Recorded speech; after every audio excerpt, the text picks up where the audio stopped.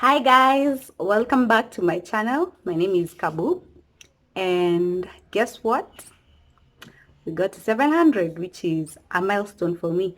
So today I want to do a very quick tutorial on how to wrap a head wrap, and I'm using this head wrap from Nywele Chronicles.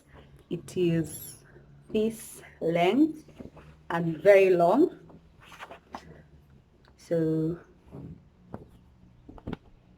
I folded it into half.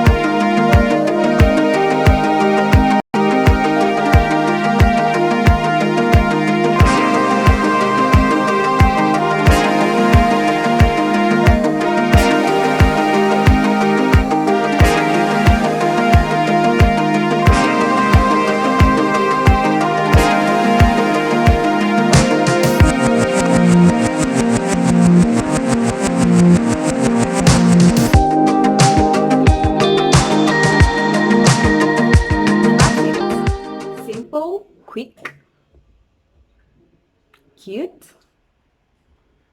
You can do it on your braids, on your natural hair and all that. Thank you so much for watching. Subscribe if you haven't already and join the family. Bye bye.